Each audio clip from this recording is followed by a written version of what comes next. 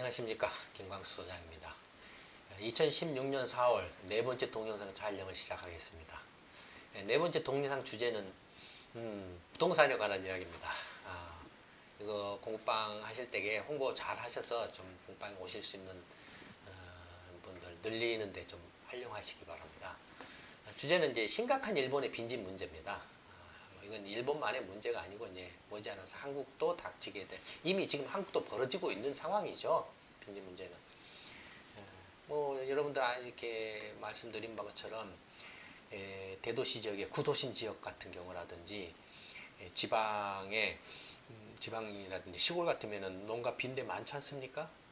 낙연지 빈대 많지 않습니까? 중소도시 같은 데 가도 이미 빈집이 적지 않죠. 그러니까 이미 나무 이야기가 아니죠. 먼저 이제 한국보다 훨씬 더 앞서가고 있는 일본의 경우를 한번 이제 살펴보겠습니다. 일본의 빈집 상황을 알아보는데 먼저 이제 그 2013년 현재 일본 전국의 총 주택 수는 6,063만 호로 나타나 있습니다. 전체 총 주택 수가 6,063만 호고요. 보신 것처럼 이제 1968년 때부터 이렇게 쭉 계속 꾸준히 주택이 늘어났죠. 그래서 2013년까지 이렇게 계속 늘어나고 있죠. 그러니까 주택이 남아도는데도 계속 주택이 많이 늘어났다는 건 뭘 의미합니까? 계속해서 새 신축을 해왔다는 거죠. 계속해서 신축. 집이 남아도는데도 신축을 계속 해왔다는 것은 뭔가 일본의 주택 정책에 좀 문제가 있다라는 것을 시사하기도 하죠. 뭐 어쨌든 간에 일본의 총 주택 수는 1968년에 한 3천만 호가 안 됐었는데 2013년에는 6천만 호를 넘어섰습니다. 2배 이상 늘어난 거죠. 근데 이제 빈집 수를 보면은 빈집 수는 2013년 현재 보시면 2013년에는 이제 전체 빈집 수 빨간 선이 빈집을 나타냅니다. 820만 호로 나타나 있습니다. 일본 전국적으로. 그래서 전체 총 주택 대비 빈집 비율은 13.5%입니다. 그런데 앞으로 일본의 빈집은 어떻게 되느냐? 지금까지는 빈집이 이런 식으로 이렇게 증가해 왔는데 앞으로는 빈집 증가 속도가 보신 것처럼 수직 상승하는 형태로 나타나 있습니다. 앞으로 수직 상승하는 이렇게 수직 상승하는 원인은 역시 고령화가 작용을 하고 있죠. 고령화라든지 저출산이 작용을 하고 있죠. 그러니까 일본도 지금 이제 고령화 저출산으로 인해서 빈집이 기하급수적으로 늘어나고 일본 이제 사망률이라고 해야 되나요? 고령 세대가 이제 본격적으로 사망을 하기 시작하는 단계에 진입을 하고 있다라는 걸 또 시사하기도 하죠. 이런 것들이. 근데 이제 빈집에도 여러 가지 이제 그 형태가 있습니다. 그 유형별로 빈집 형태를 보면 예를 들어서 이제 이제 임대를 주기 위해서 집이 지금 현재 비어 있는 상태, 임대라든지 아니면 팔기 위해서 집을 내놓아서 비어 있는 상태가 전체 800 빈집 20만 호 가운데에서 한 30만 호 정도. 지금 임대로 세를 놓거나 또는 팔기 위해서 집이 비어 있는 집이 한 절반가량이죠. 전체 일본 전국의 빈집 중에서. 그러니까 대단하죠. 그냥 세를 주거나 팔려고 내는 집이 절반가량, 빈집 한 400만 원가량, 430만 원가량 있다라는 것. 그 다음이 이제, 아예 그냥 팔 수도 없고, 세 줄 생각도 없고, 그냥 방치되어 있는 그런 빈집이 한 300만 원 정도. 이게 이제 예선입니다. 방치되어 있는 선. 보시는 것처럼 방치되어 있거나 이렇게 팔거나 이렇게 세도 줄 수 없는 집의 증가 속도가 팍팍팍 늘어나고 있죠. 그 다음에 세를 주거나 팔려고 내놓은 집은 증가세가 멈추는 모습을 보이고 있죠. 그 다음에 이제 예컨대 별장이라든지 뭐 기타 등등으로 가지고 있는 2차 주택이 조금 이제 뭐 한 40, 50만 원 정도, 40만 원 정도 이렇게 이거 뭐 거의 변화가 없고. 그러니까 전체적으로 보면은 그 유형별 빈집으로 보면 진짜 심각한 빈집은 뭡니까? 요거 완전히 방치된 빈집이죠. 그게 지금 현재 한 310만 호 정도 방치된 빈집이죠. 이 방치된 빈집이 근데 문제는 이렇게 팍팍팍팍 이렇게 늘어날 가능성이 이제 매우 높다라는 걸 지금 나타내죠. 그 다음에 이 임대나 팔려고 내놓은 집이 이렇게 계속 늘어난다면 어떻게 되겠습니까? 일본의 주택 가격이 어떻게 되겠습니까? 올라가기가 매우 힘들겠죠. 이렇게 지금 팔려고 하거나 이 세를 내놓은 집이 이렇게 많은데 가격이 올라가기가 매우 힘들어지겠죠. 특히나 빈집이 또 이렇게 앞으로 일본 정부가 전망하기로 이렇게 수직 상승할 거라고 전망을 한다 이거예요. 예를 들어서 2033년에는 빈집이 얼마나 될 거냐라고 했더니 한 200만 호까지 늘어난다. 지금 6천만 호인데 일본 집이 3분의 1이 빈다 이거예요. 2033년 되면은. 여러분 2033년은 뭘 것 같아도 지금으로부터 약 15년 후에요. 15년이면 그냥 훌딱 갑니다. 2033년에 일본의 전체 주택의 3분의 1이 빈다? 상상을 한번 해보세요. 한국? 그러지 말라는 법도 없습니다. 한국도. 하여튼 이렇다 이거예요. 지금 상황이 상당히 심각하죠. 근데 그럼 빈집이 이게 뭐 지방이나 어떤 시골에만 빈집이 많이 있는 거 아닙니까? 이렇게 또 막 떠드는 사람이 있을 수 있다 이거예요. 근데 그렇지 않아요. 오히려 대도시권에 빈집이 많다라는 거예요. 대도시권에.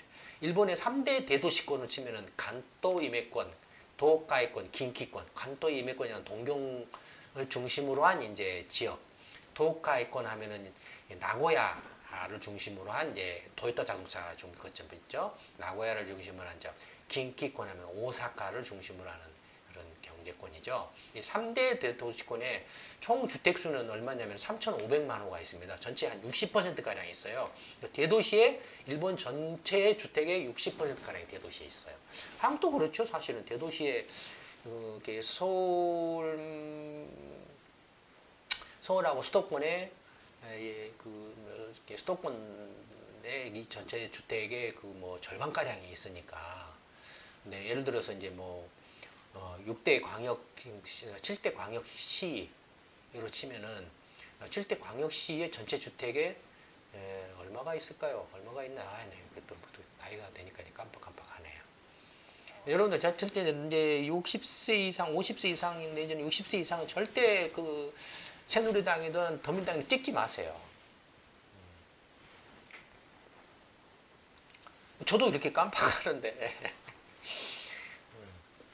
어쨌든 한국도 7대 광역도시의 주택수가 전국 주택수의 한 60% 정도를 차지할 겁니다. 그러니까 거의 일본 비슷하다고 이렇게 보여지는데요.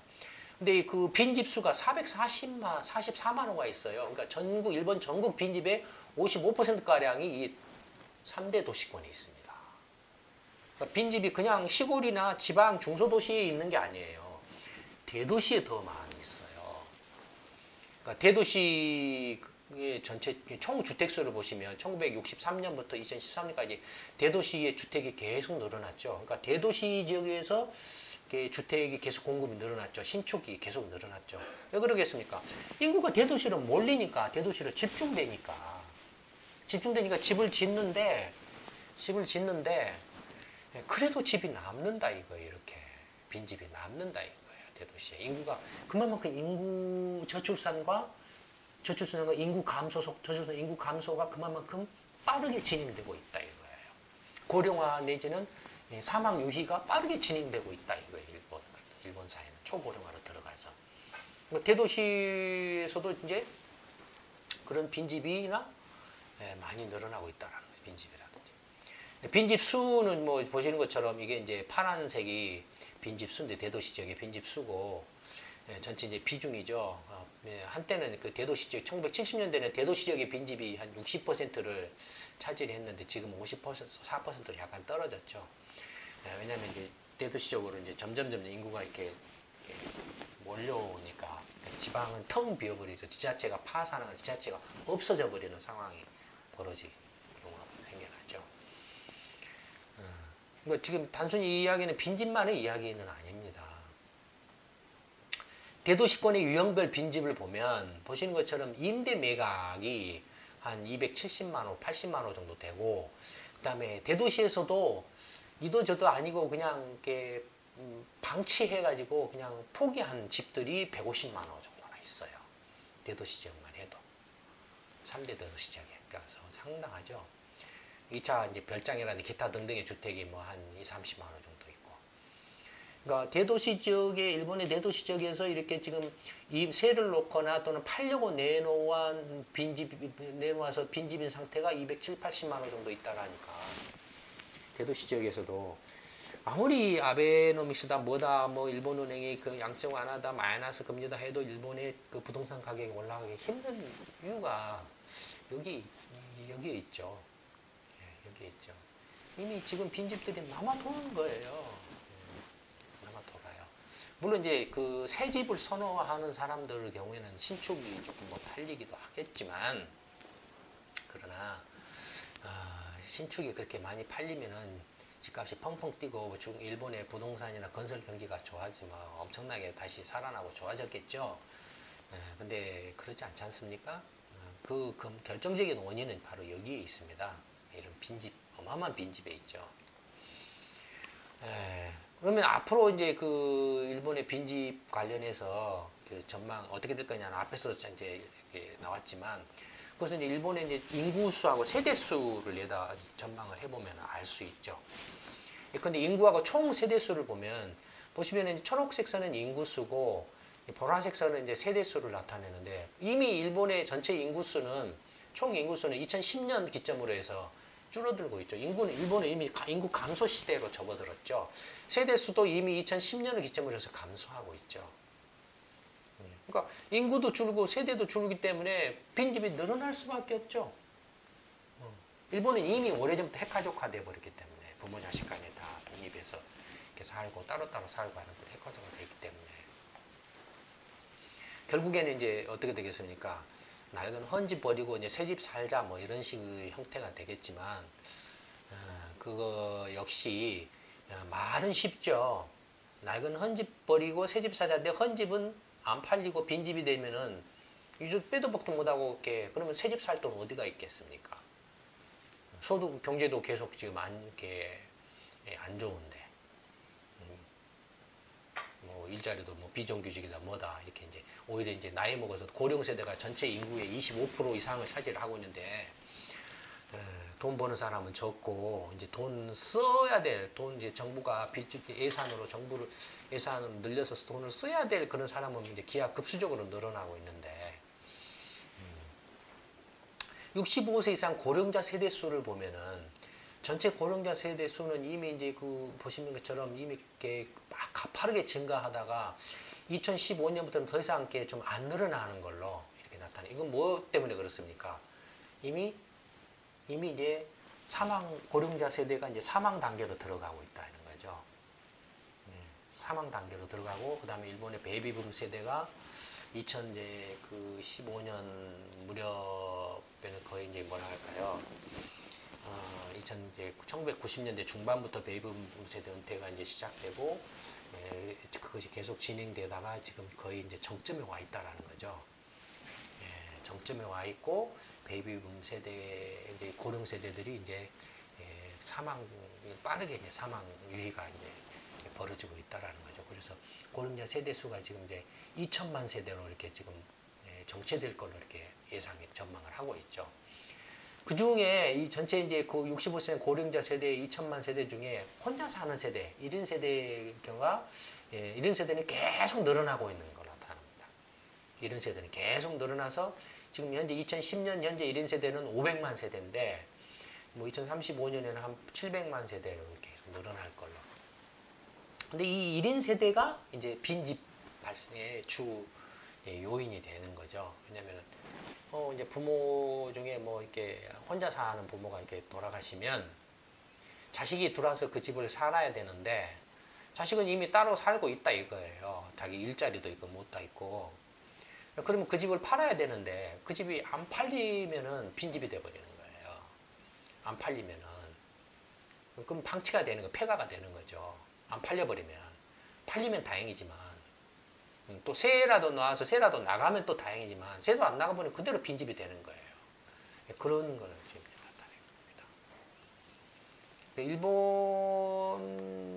일본의 이제 그 빈집의 증가 원인을 이제 살펴보면은, 첫째는 크게 두 가지로 이렇게 나눠서 볼 수 있는데, 첫 번째로는 전체 세대수 증가보다도 신규 주택 공급이 더 빨랐다 이거. 세대수 증가는 보시는 아까 앞에서 보신 것처럼 일본의 세대수는 이제 감소하고 있잖아요. 이렇게 전체 세대수는 이렇게 늘었다가 2010년 기점으로 감소하고 있는데 계속 신규 주택 공급은 계속 늘어나고 있어요. 계속 늘어나고. 그러니까 신규 주택 공급 증가 속도가 세대수 증가 감소 이렇게 증가 내지는 감소 속도로 앞질러 버린다. 세대수는 이제 감소하고 있죠. 신규 주택도 사실은 이렇게 줄어들어야 되는데 오히려 신규 주택은 계속 늘어나. 왜냐하면 사람들이 늘어나는 원인은 뭐냐면은 사람들이 첫째는 헌집보다는 새집을 선호하기 때문에 그렇다라는 거죠. 그다음에 그 낡은 집을 버리고 새 집으로 이사 간다 이거예요. 낡은 집은 누가 사냐? 비워버린다 이거죠. 또 하나는 뭐냐면은 일본 정부가 정책을 그렇게 해왔다 이거예요. 지금까지 일본 이제 공무원들 관료들이 이제 건설업계라든지 관련 그 업계에 낙하산으로 이렇게 가가지고 한다든지 자기들 이제 밥그릇 챙기는 거죠. 아니면 건설업계 로비를 받아서 일본 정부나 국회의원들이 신축 규제를 이제 신축을 이렇게 되도록이면 규제해서 빈집이 발생하지 않도록 한다든지 아니면 중고주택 기존의 중고주택을 이렇게 개량하다든지 개선을 해서 빈집이 생기지 않도록 이렇게 해야 되는데 그걸 안 한다 이거예요. 왜냐하면 일본 건설업계나 부동산업계나 임대업계가 새 집을 지어서 팔아야 돈이 되잖아요. 장사가 되잖아요. 집을 안 지으면은 망하잖아요. 그러니까 결국은 국회의원들이나 관료들한테 가서 로비를 막 한다 이거예요. 그 로비에 휩쓸려 가지고 계속 새 집을 짓게 이렇게 허가를 내주고 해서 이렇게 계속 새집 증가, 새집은 계속 증가 속도가 이렇게 빠른 반면에 이제 세대수는 오히려 줄어드는 상황이 벌어져서 집이 남아가지고 빈집이 이제 막 계속 늘어난다 이거예요. 결국에는 이제 소득이 안 돼서 신집도 안 팔리면 새 집도 안 팔리면 어떻게 됐습니까? 새 집처럼 비어버린다 이거예요. 그런 집들 중에 아까 보신 것처럼 세로 내놓거나 매매로 내놓은 집들이 적지 않다라는 거죠. 안 팔려가지고 새 집을 지었는데 비싸게 팔고 싶을 거 아니에요. 근데 비싸게 팔려고 하는데 그 집을 살 만한 능력 있는 사람들이 없다 이거예요. 소득이 안 된다 이거예요. 예전에는 이제 한참 일본 경제가 성장 60년대, 70년대, 80년대 일본 경제가 성장하고 또 소득도 막 늘어나고 그래서 집값도 펑펑 뛰고 할 때는 투자 목적으로 막 이렇게 둘째, 셋째 막 사고 막 이런 한 사람들이 많았는데 지금은 그게 무슨 투자 목적입니까? 가지고 있는 게 오히려 예물단지가 돼버렸는데 지금은 가지고 있는 게 집이 비어가지고 그거 처리를 해야 되는데 철거도 못하고 뭣도 못하고 이러지도 못하고 저러지도 못하고 이런 예전에는 한참 이제 막 그 집이 모자라가지고 경제 성장할 때는 집이 모자라가지고 그때는 또 우선 막 마구잡이로 이제 집을 지었잖아요. 그러니까 집이 조금 이렇게 이제 뭐랄까요 좀 이렇게 열악하죠. 이렇게 그러니까 이제 일본 사람들이 그래서 이제 되도록이면은 새 집을 좀 가서 살려고 옛날 지은 집들은 좀 엉터리 집들이 많기 때문에 요즘에도 문제되고 있잖아요. 그 뭡니까 여기 이제 아파트가 일본에도 아파트 단지가 기울어 버렸잖아요. 요즘에 그 동경 뭔가 어디 신도시에서 새로 지은 아파트가 기울어 버렸잖아요. 문제가 됐잖아요. 왜 기울었는가 했더니 뭐 했습니까? 철근 콘크리트를 빼먹어버린 거예요. 철근 콘크리트를 빼먹어버린 거예요. 난리가 났어요. 지진도 많고 막 이런 나라에서 지진이 안 일어나는데 기울어 버려가지고 그러니 예전에는 어떻게 했습니까? 요즘에도 그런 판국에 예전에는 어떻게 했어요? 그러니까 이제 일본도 좀 막장이죠.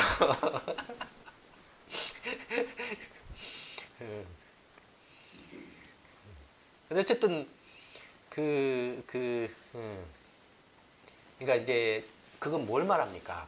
일본 주택업체들이 새로 집을 이제 지었는데 그게 잘 안 팔리니까 어떻게 해서 가격을 비싸게 매길 수가 없잖아요. 안 팔리니까 비싸게 매길 수 없을 거 아닙니까? 근데 이익은 남겨야 돼요. 이익을 남기는 방법이 뭐가 있습니까?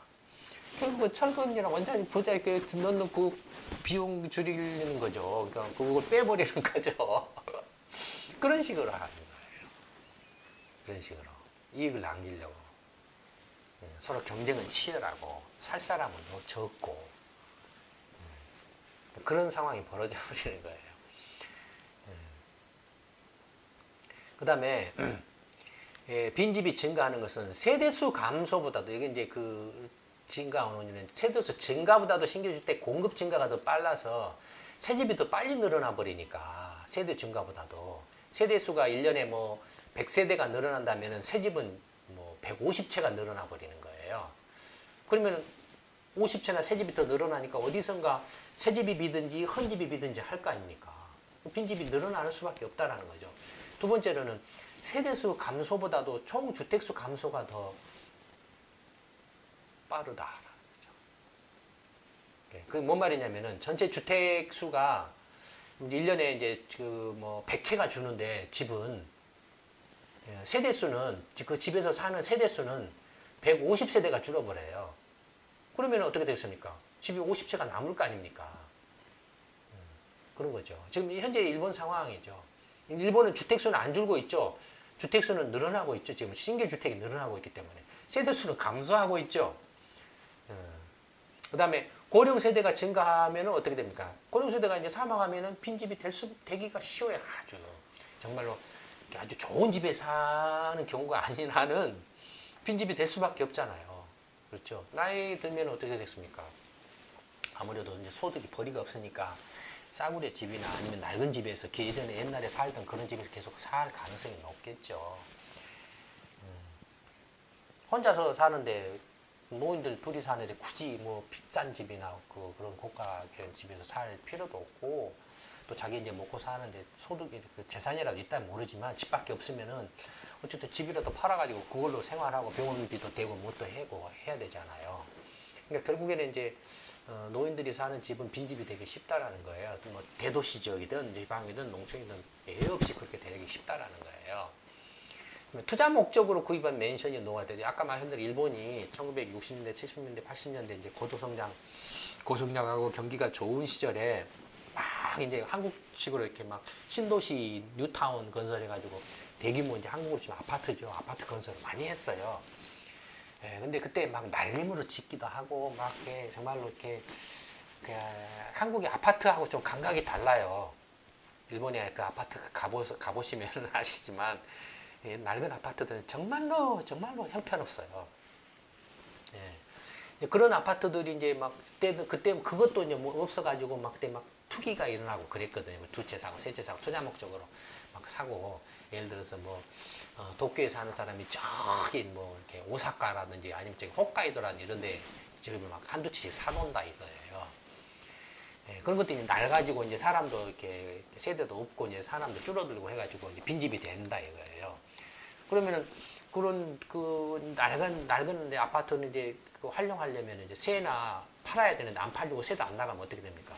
다시 새 집으로 이제 재건축을 해야 되는데 그런 아파트가 재건축이 쉽습니까? 한국 보세요. 재건축 안 되잖아요. 마찬가지예요, 일본도.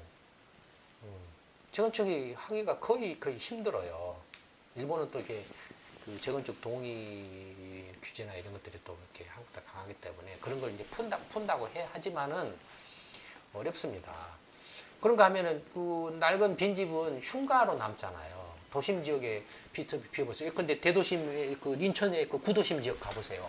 밤이면 캄캄하잖아요. 저녁이면은. 범죄도 일어나기 쉽고, 방화라든지 어떤 위험이라든지 뭐 여러 가지 사고도 나기 쉽잖아요. 그거 부숴야 되는데 부수면 어떻게 됐습니까? 돈 들어가잖아요. 안 그래도 지금 돈이 없는 사람들이 지금 그렇게 어쩔 수 없이 지금 이렇게 하고 있는데, 방치를 하고 있는데, 부으려면 돈 들어가잖아요. 돈 들어가니까 그냥 그대로 놔둬버린다 이거예요. 그 다음에 일본 같은 경우는 과거에 이제 주택이 부족하던 시절에는 이제 주택을 많이 지어서 공급을 하려고 세제 혜택을 주었어요. 빈 땅을 그대로 땅을 놀리고 있는 데는 확 세금을 무겁게 때리고 집을 지을 경우에는 세금을 확 깎아주는 그런 정책을 취했어요. 그러니까는 예를 들어서 이제 그런 세제를 그냥 땅에 그 토지에 대한 세금은 집을 지었을 경우에 주택에 대한 세금보다 6배나 더 많아요. 그러면 여러분 생각해 보세요. 만약에 빈집을 철거해라. 우리 주인이 철거를 딱 했어요. 그럼 그 땅은 어떻게 돼요? 빈 땅에 되죠? 세금 6배로 띄어버려요. 그냥 빈집으로 놔두면은 세금은 6분의 1만 내도 되는데, 빈집을 철거해버리는 순간 이제 빈 땅에 돼가지고 세금 6배로 띄어버려요. 그러니까 그냥 놔둬버려요. 그러니까 이런 세제 개편도 이제 일본 정부가 지금 하고 있죠. 그 다음에 이제 집합 건물, 아파트 같은 경우는 토지 지분이 매우 작습니다. 새집 구입이 곤란하다는 거예요. 그래서 재건축이 쉽지 않다. 이게 뭔 말이냐면은, 이미 지금 부동산 관, 한국에서도 아파트 관에서도 그런, 아파트는 값이 영원이다, 빵원이다, 이런 주장하는 사람 있잖아요. 그 말이에요, 지금. 뭔 말이냐면은, 예를 들어서 아파트, 100평의 아파트를 이제 지었어요. 대지 면적이 100평인데, 100평에다가 10채를 지었어요. 그러면 한 채당 토지 지분이 10평이죠. 만약에 20채를 지었어요. 그럼 한 채당 토지 지분은 5평이죠. 30채를 지었어요. 그러면은 한 채당 토지 지분은 3.3평이죠. 그렇죠? 그러면 만약에 이제 이걸 재건축을 하려고 한다. 라고 하면, 재건축은 뭐 때문에 합니까? 이제 아파트 건물이 낡아가지고 건물값은 빵원이 되잖아요. 그래서 그건 이제 쓸어버릴 거 아니에요. 그럼 땅만 남죠? 땅만 100평이 남아요. 그럼 땅만 나눠 갖는 거예요, 이제. 그 30명이, 그 30세대가 땅만 나눠 갖는, 3.3평씩 나눠 갖는 거예요. 그러면 내가 그 재건축을 할 거냐 말 거냐는 3.3평형의 그 토지를 하기 싫다면 그걸 토지를 팔고 나가야 돼요. 3.3평 땅, 왜냐면 건물값은 꽝이니까. 원래는 이렇게. 한국은 이제 그거다가 재건축해서 아파트를 새로 지으면은 그게 이제 프리미엄이 붙고 그래서 뭐 어쩌고저쩌고 하는데 그건 이제 그 사기극이고. 그건 사기고. 한국은 뭐 그런 사기도 얼마 통할 날이 멀지 않았어요. 뭐 그렇게 이제 곧 이게 이제 들통이 나게 돼 있어요. 근데 어쨌든 일본 같은 경우를 보면 3.3평 팔아갖고는 새 집으로 이사를 못 간다 이거예요. 새 집 사서 갈 수가 없다 이거예요. 새도 들어가기 힘들다 이거예요. 그렇다고 그러면 이제 건물을 헐어버리고 재건축을 하려면 재건축 비용을 내야 돼요. 근데 돈이 어디가 있어요? 건물 짓는 비용을 내서 자기가 계속 거기서 살려면 돈을 내야 돼요. 한국은 이미 그 서울에서는 그런 문제에 부딪혔잖아요. 이게 재건축하면 새로 프리미엄 붙고 뭐고 비싸게 팔고 뭐 또 이렇게 용적률 해가지고 어쩌고저쩌고 해서 옛날 이야기 됐잖아요, 지금. 옛날 이야기 됐잖아요. 이미 일본은 이런 상황이 아주 심각해요.